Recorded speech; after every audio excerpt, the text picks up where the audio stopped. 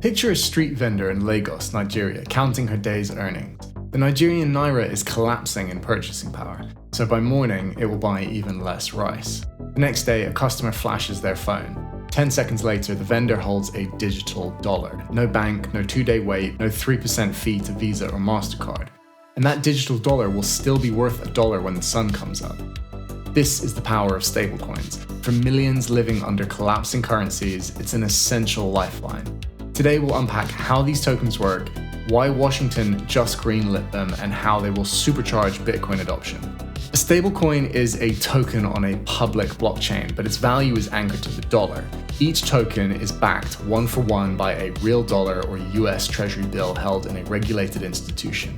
You can hold it in a digital wallet just like Bitcoin. From there, you can send it to anyone, anywhere, with final settlement in seconds, no bank account required. Thanks to new rules and daily proof of reserves, the top stablecoins are now fully collateralized. Put simply, stablecoins give the dollar wings. Let's zoom out. Traditional US payments are built on rails designed in the 1970s. FedWire shuts at 6 p.m. New York time. Overseas wires can take 2 full business days, and each move means a fee. Stablecoins improve on all of these points.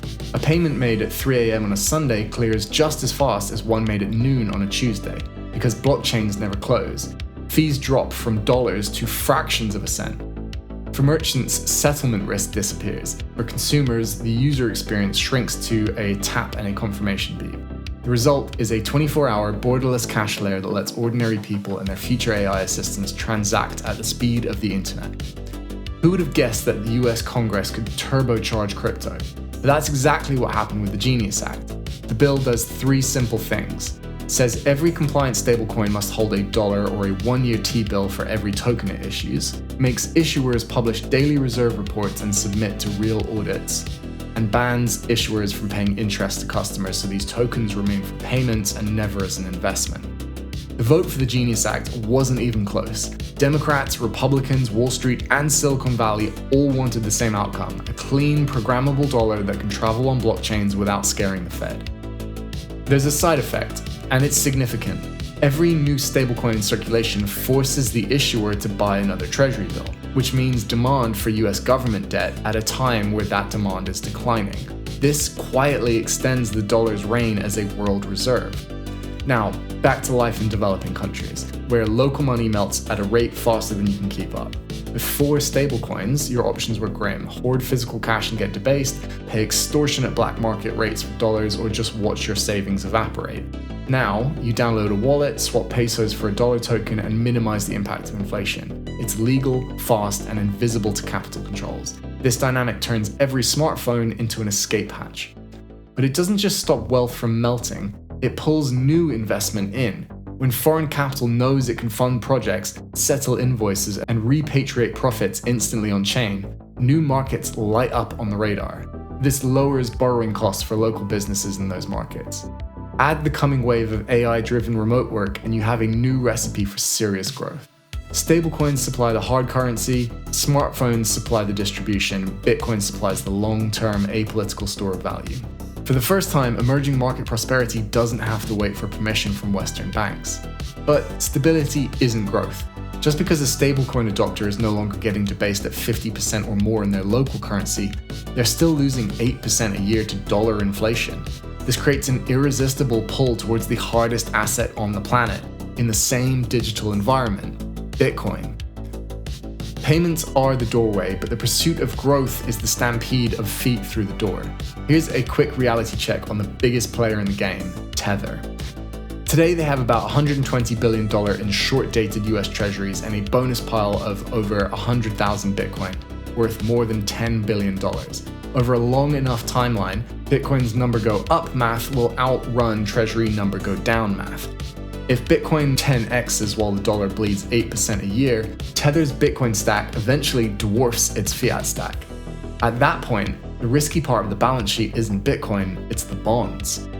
And here's the twist: once that happens, Tether could break the peg to the dollar, upwards. Imagine one USDT redeemable for $1.05, or $1.20, or directly for Bitcoin. A stablecoin that started as digital cash morphs into a Bitcoin-backed note without printing a single new token. That move would take dollar demand and pump even more Bitcoin into Tether's books and pull the entire market further away from fiat. In other words, the dollar's largest on-chain lifeboat might be quietly steering towards a new anchor, pure Bitcoin collateral. The logic of tokenization doesn't just stop with the dollar though. The same payment rails that move stablecoins can move any asset, shrinking settlement times and costs. Foreign exchange, a $7 trillion a day market, can now settle in seconds instead of days. Stocks for private and public companies can trade 24/7, not just among Silicon Valley insiders. Real-world assets like carbon credits and music royalties can be fractionalized, unlocking liquidity for everyone. Every asset class that tokenizes adds another lane to the bridge, bringing more value and more users on-chain, moving people into the digital economy nearer and nearer to Bitcoin.